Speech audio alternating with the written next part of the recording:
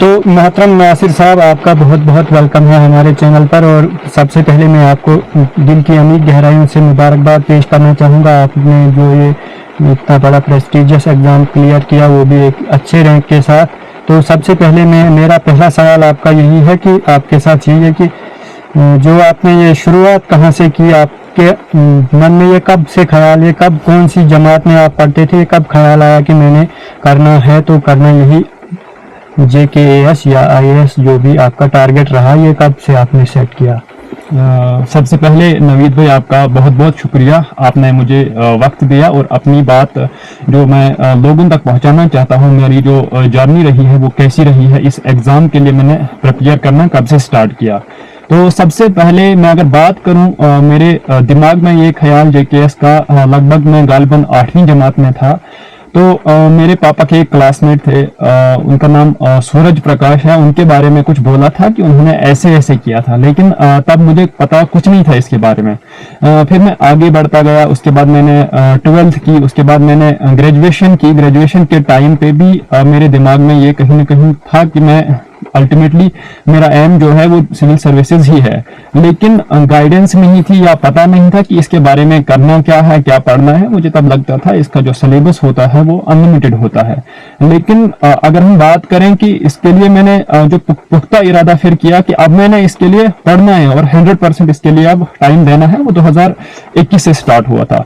जब मेरी graduation complete हो गई तो उसके बाद फिर मैंने फौरी तौर हमारा पहला जो प्रीलिम्स इसका आया तो मैंने वो दे दिया। उतनी प्रिपरेशन नहीं थी मेरी उस टाइम पे, तो वो मैं कामयाब नहीं हुआ उसमें। उसके बाद फिर मैंने इस एग्ज़ाम को अच्छे से थोड़ा समझना स्टार्ट किया।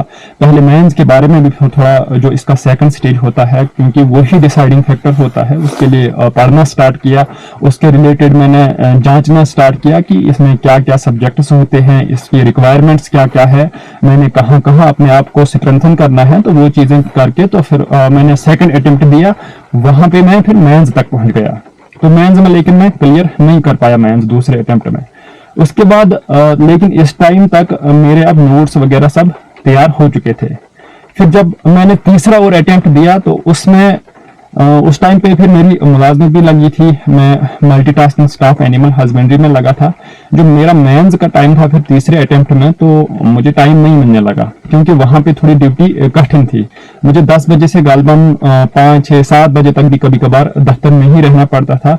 जो शुरुआत के दिन थे तो टाइम कम मिला, लेकिन फिर भी मैंने अच्छे से तीसरा जो अटेम्प्ट था उसमें मेंस दिया और अल्हम्दुलिल्लाह वो क्वालिफाई हो गया। लेकिन इस बार मैं फिर इंटरव्यू जब दिया मैंने, तो इंटरव्यू में थोड़े मार्क्स कम थे, तो मैं फाइनल सिलेक्शन लिस्ट से लगभग 10-12 मार्क्स रह गया। उसके बाद फिर लेकिन अब ये फेलियर्स जो मुझे हो रहे थे ये उतना इफेक्ट नहीं कर पा रहे थे मुझे कि मैं साइकोलॉजिकली या मुझे वो इमोशनली मैं वीक नहीं होता था। अब मैंने और अपनी जो वीकनेसेस थी उनको आइडेंटिफाई किया, उन पे काम किया और फाइनली अल्हम्दुलिल्लाह अल्लाह का शुक्र है कि जो ये चौथा अटेम्प्ट था इसमें मैं क्वालिफाई हो गया और मेरा 61th रैंक था। जो गांव से ताल्लुक रखने वाले स्टूडेंट्स होते हैं, जब वो शहर में चले जाते हैं, उनको कितनी मुश्किलात या कौन से चैलेंजेस का सामना करना पड़ता है?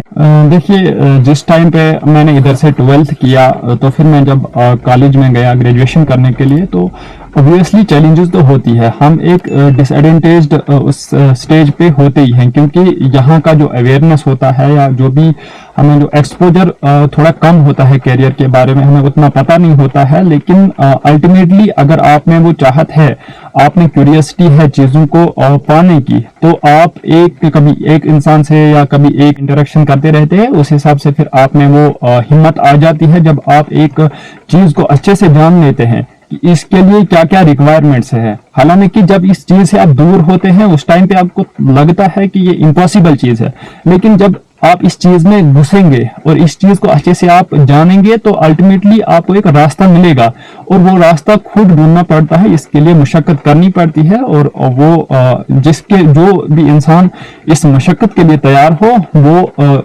अल्टीमेटली इस एग्जाम को क्वालिफाई कर ही लेगा किसी न किसी टाइम पे। जी बिल्कुल।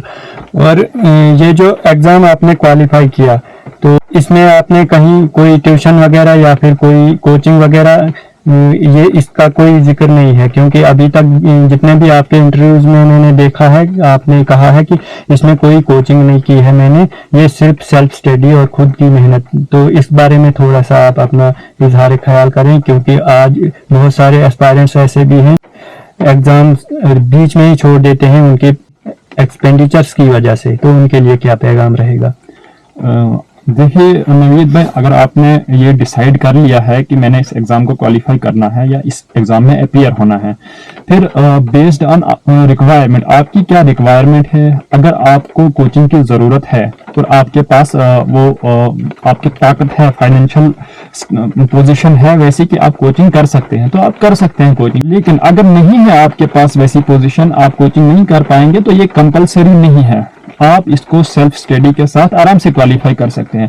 ये उतनी कोई बड़ी बात नहीं है कि सेल्फ स्टडी से नहीं होता है, क्योंकि आज के दौर में आपके पास अनलिमिटेड फ्री कंटेंट है। जैसे यूट्यूब से आपको वीडियोस मिलेंगी, हर किस्म के जो भी टॉपिक आप सर्च करना चाहेंगे, आप जिस तरीके से उस चीज को समझना चाहेंगे, आपके लिए वो ऑप्शन अवेलेबल है।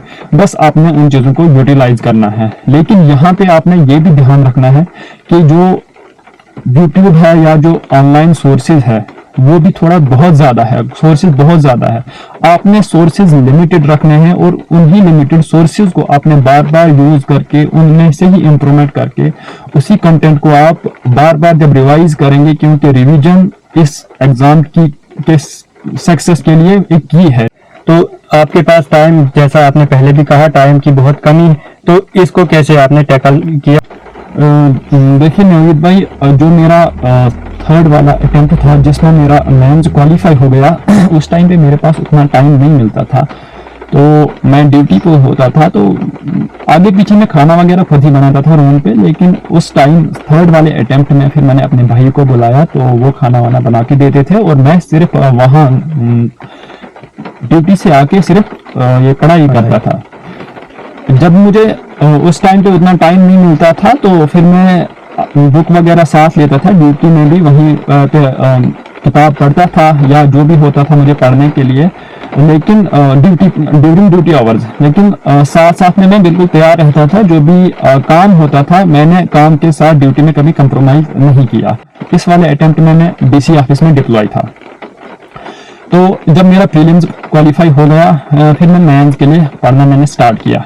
जब कुछ दिन हो गए तो मैं मैनेज नहीं कर पा रहा था, मुझे उतना टाइम नहीं मिल पा रहा था मेंस के लिए स्टडी करने के लिए। फिर मैंने डीसी साहब से रिक्वेस्ट की, जो हरविंदर सर वहाँ पे उस टाइम थे, कि मुझे अगर डिस्ट्रिक्ट लाइब्रेरी डोडा में डिप्लॉय किया जाता, वहाँ पे मैं ड्यूटी के साथ साथ अपनी पढ़ाई पे अच्छे से फोकस कर पाता। फिर मुझे वहाँ पे डिप्लॉय किया गया, तो जो 3-4 महीने मुझे फिर मिले वहाँ पे, उन महीनों में मैंने अच्छे से टाइम दिया स्टडीज़ को, और अल्हम्दुलिल्लाह उस टाइम का नतीजा ये है कि मैं आज क्वालिफाई कर पाया इस एग्ज़ाम को आराम के साथ। जी, तो इसमें बीच में एक बात आती है, जैसा आपने कहा कि भाई ने आपकी बहुत हेल्प की, फिर आपका जो एडमिनिस्ट्रेशन की तरफ से हेल्प या फिर आपका फैमिली की तरफ से, उसमें कितना रोल रहा आपके इस कामयाबी के पीछे?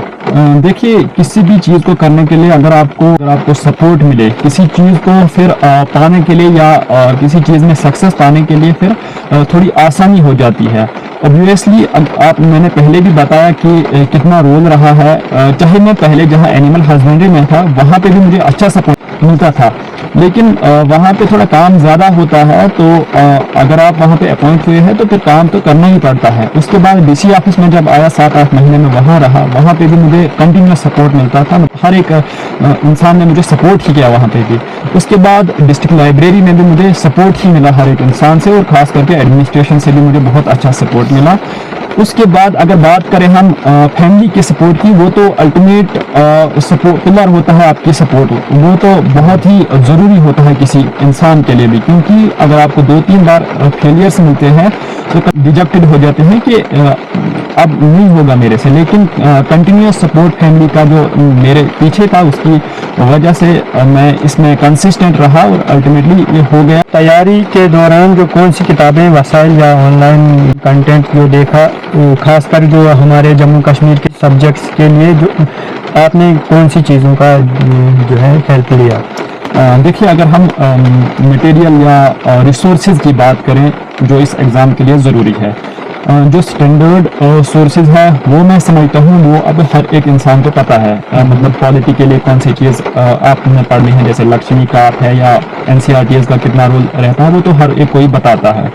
लेकिन एक चीज़ जो इस Jammu and Kashmir public services commission का जो ये कम्पिटिटिव कंबाइंड कम्पिटिटिव एग्ज़ाम है, इसमें जम्मू एंड कश्मीर के रिलेटेड भी बहुत सारी क्वेश्चंस आते हैं। पार्टिकुलरली अगर हम GS1 की बात करें, उसके लिए मैंने ऑनलाइन रिसोर्सेज का यूज़ किया। कभी कभार मैंने जो आर्टिफिशियल इंटेलिजेंस ChatGPT वगैरह उसका भी यूज़ किया, लेकिन उसमें ध्यान रखना है, कभी कभार गलतियाँ वगैरह होती है, वो आपने खुद ही देख के उन चीज़ों को सुधारना है, लेकिन उससे काफ़ी मदद मिली मुझे। तो यही सोर्सेज थे मुझे इस एग्ज़ाम को क्वालिफाई करने के लिए। जी, इस सफ़र में आपने जो सबसे मुश्किल मरहला पाया वो कौन सा मरहला था और उससे आप कैसे उभर के आए? देखिए, मुझे जहाँ तक लगता है, जब मैंने पहला अटेम्प्ट दिया, जो मैंने पहले भी बताया, प्रीलिम्स दिया, लेकिन नहीं हो पाया वो क्वालिफाई, तो मैंने जब रिज़ल्ट आया 14 नवंबर था, मुझे आज भी याद है रिज़ल्ट, मैं जम्मू से आ रहा था, प्रीलिम्स का रिज़ल्ट आया, तो मुझे बहुत डिफ़िकल्टी उस टाइम पे आई, क्योंकि मैंने फिर उस रिज़ल्ट के बाद 2 महीने पढ़ा ही नहीं उस कंसंट्रेशन के साथ। वो इसलिए क्योंकि मैंने सोचा कि मुझे फेलियर क्यों मिला, लेकिन उसके बाद फिर मैंने अपने दिमाग में सोचा कि मैंने खुद ही इस एग्ज़ाम में बैठने के लिए डिसीजन लिया है। अब अगर मैंने डिसीजन लिया है, मैंने PG वगैरह भी नहीं की, तो ये मुझे इस डिसीजन को अच्छा खुद ही बनाना होगा। फिर से मैंने मेंस के लिए पहले प्रिपेयर करना स्टार्ट किया, ऑप्शनल वगैरह स्टार्ट किया, ताकि चाहे फेलियर्स जो है वो आपकी जर्नी का पार्ट तो है ही। तो पहला तो जो ये वाला मरहला था, ये 2-3 महीने थे बड़ी मुश्किलात के साथ मैंने ये गुजारे, लेकिन उसके बाद मुझे जब दूसरे अटेम्प्ट में फेलियर आया मेंस में, तो उतना इफेक्ट नहीं हुआ। मुझे पता था कि मुझे कमी होगी कहीं पे, और जब तक मैं उस कमी को पूरा करूं तो मेरा रिजल्ट अच्छा नहीं आएगा। फिर मैंने अपनी कमी को देखा कहाँ पे, फाइनली जब मैंने देखा ये चीज़ें देखी, तो फिर मैंने इम्प्रूवमेंट और की कि कहाँ पे और मुझे इम्प्रूव करना चाहिए। जैसे मेरा जो स्पीकिंग कम्युनिकेशन स्किल था, मुझे खुद को लगता था कि यहाँ पे मैं थोड़ा वीक हूँ, तो जिसकी वजह से मेरे इंटरव्यू में मार्क्स कम आए होंगे। उसके बाद मैंने इस चीज़ पे काम करना स्टार्ट किया, मैंने कम्युनिकेशन स्किल्स को थोड़ा इम्प्रूव किया, और इस पर मैं अभी भी काम कर रहा हूँ। इसमें इम्प्रूवमेंट करने की ज़रूरत है, क्योंकि इंसान तो सीखता रहता है। अभी ये शुरुआत ही है, लेकिन ये चीज़ें हर एक इंसान को चाहिए कि उसने देखना है। अगर फेलियर्स मिलता है, उसने ये देखना है कि मेरी कमी अगर है कहीं पे, तो मैं उस पर इम्प्रूवमेंट करूँ। या सिस्टम को ब्लेम करना है, किसी और चीज़ को ब्लेम करना, उससे हम कभी इम्प्रूव नहीं हो सकते हैं। तो इस चीज़ पे ज़्यादा फोकस होना चाहिए कि अपने आप को हमेशा इम्प्रूव करना है। जी बिल्कुल। इसी हवाले से एक और क्वेश्चन है यहाँ पे उभरता है कि इंटरव्यू बोर्ड की जानिब से आपसे जो सवालात पूछे गए, उनमें से सबसे चैलेंजिंग या गैर मुतवक्का क्वेश्चन आपकी नज़र में क्या था?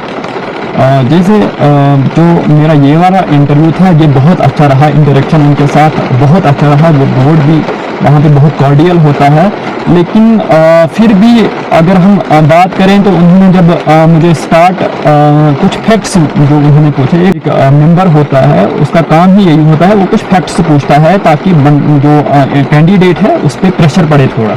तो उसमें कुछ 5-10 फैक्ट्स थे, लेकिन अल्हम्दुलिल्लाह इस बार वो फैक्ट्स ऐसे थे कि वो मुझे आते थे लगभग बहुत सारे, तो उसकी वजह से मेरा कॉन्फिडेंस थोड़ा बूस्ट हुआ और मेरा ओवरऑल इंटरव्यू जो था वो ठीक रहा। जी, अब जबकि आपका मेडिकल टेस्ट बाकी है, तो जल्द ही इंशाल्लाह वो भी हो जाएगा, तो आपकी जल्द ही JKS में शमूलियत मुतवक्का है। तो इस पूरे सफ़र में आपने क्या अहम सबक सीखा जो आप अब दूसरे उम्मीदवारों के लिए उनके साथ शेयर करना चाहेंगे? देखिए, जो जर्नी है ये तो बहुत लंबी है, क्योंकि 3-4-5 साल हो गए था कंटिन्यूसली। इसमें सबसे बड़ा लेसन जो है वो ये है कि अगर आप कंसिस्टेंट रहेंगे तो अल्टीमेटली आपको कामयाबी मिलेगी। दूसरी चीज़ ये है कि अगर कमिटमेंट आपने किया और आप ईमानदारी के साथ उसके लिए काम करते हैं, तो आप उम्मीद रखें और आपकी किस्मत में भी अच्छा होगा, अल्लाह ताला फिर आपको कामयाबी देता ही है। बस यही है कि कंसिस्टेंसी रखनी है, उसके साथ साथ आपने कमिटेड रहना है, आपने अपने आप से ऑनेस्ट रहना है, ये सबसे बड़ी बात है। कभी भी जो ब्लेम है वो दूसरे पे नहीं डालना है, अगर वीकनेस आपकी है, आपने खुद को इंट्रोस्पेक्ट करना है, हर एक काम में आपने अपने आप को इंट्रोस्पेक्ट करना है कि मुझे कहाँ कहाँ पे गुंजाइश है अभी इम्प्रूवमेंट करने की, तो इंशाल्लाह एक दिन आपको कामयाबी मिलेगी। टाइम बहुत ज़्यादा लिया मैंने आपका, तो इसलिए एक लास्ट क्वेश्चन आपसे कि अगर आप तैयारी के इब्तिदाई दौर में वापस जा सकते हैं, ऐसा कौन सा पॉइंट है जो आपकी कामयाबी का मतलब एक राज रहा है आपकी स्टोरी जर्नी में? ऐसा कौन सा पॉइंट है जो इसका राज रहा है इस कामयाबी का? देखिए, अगर मुझे आज से स्टार्ट करना होगा इस एग्ज़ाम के लिए, मैं मान के चलूँ मेरा अभी नॉलेज इसके लिए ज़ीरो है, तो सबसे पहले मैं प्रॉपर गाइडेंस लूँगा किसी एक ऐसे इंसान से जो ऑलरेडी एग्ज़ाम में बैठा है। गाइडेंस लेने के बाद मैंने डिसीजन लेना, अगर लिया कि मैंने इस एग्जाम में बैठना है, तो मुझे पूरा प्रॉपर नॉलेज होना चाहिए कौन सा ऑप्शनल मैं लूँ, और वो डिसीजन मैंने पहले लेना है, उसके बाद मैंने पढ़ना स्टार्ट करना है इसके लिए और इस एग्जाम में बैठना स्टार्ट करना है। अगर मैं सीधा ही एग्जाम में बैठ जाऊं तो वो थोड़ा इंसान फिर लूप होल में फंसता है और उसमें टाइम लग सकता है। करूंगा, पहले इस एग्जाम को अच्छे से समझूंगा, इसकी डिमांड क्या है, इसकी रिक्वायरमेंट्स क्या है, फिर मैं उन रिक्वायरमेंट्स को मद्देनजर रखते हुए इस एग्जाम के लिए तैयार करना स्टार्ट करूंगा। आखिर पर एक छोटा सा पैगाम जो आप आज के नौजवान उनके लिए देना चाहेंगे जो इसमें तैयारी कर रहे हैं या फिर जिनका ये सपना रह सकता है, तो उनके लिए एक छोटा सा पैगाम। देखिए, जो भी नौजवान इस वीडियो को देखेंगे उनके लिए मेरा यही पैगाम रहेगा कि देखो, जिस टाइम पे आप दूसरों को देखते हैं कि आपको लगता है कि उसने एग्ज़ाम क्वालिफाई किया, लेकिन आपको अगर लगता है ये चीज़ मुश्किल है, मैं यही बताऊंगा कि मुश्किल नहीं है। बहुत मुश्किल है, आज के दौर में कंपटीशन है, नौकरियां नहीं है, वैसा कुछ नहीं है।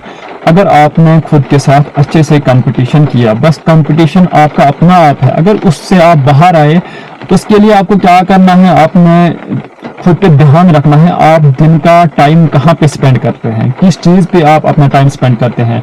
अगर आप मोबाइल फ़ोन का यूज़ करते हैं, इंटरनेट का यूज़ करते हैं, सोशल मीडिया का यूज़ अगर आप करते हैं, तो उसमें आप देखिए मैंने दिन में किस किस चीज़ में अपना टाइम लगाया। अगर आपका टाइम अच्छी चीज़ों में लगता है और आप इम्प्रूवमेंट कर रहे हैं, आपने ये भी देखना है, कल से आप कंपेयर करो कि कल दिन मैंने क्या नया सीखा और मैंने आज क्या सीखना है, बस ये करना है। अगर आपकी इम्प्रूवमेंट इस चीज़ में हो रही है, बस आप एक अच्छे ट्रैक पे हैं, आगे बढ़ते रहना है और अल्टीमेटली इंशाल्लाह आप एक अच्छे इंसान भी बनेंगे और एक कामयाब इंसान भी बनेंगे। जी बहुत शुक्रिया नासिर साहब, आपका कीमती वक्त और ये अनमोल मशवरे देने पर आपका बहुत बहुत शुक्रिया। अल्लाह ताला आपको आसानी फरमाए। और ये इंटरव्यू यकीनन बहुत इंस्पायरिंग रहा और जो उम्मीदवार इसके लिए तैयारी कर रहे हैं तो उनके लिए उम्मीद करते हैं रहनुमाई का बायस बने। बहुत बहुत शुक्रिया आपका नवीद भाई।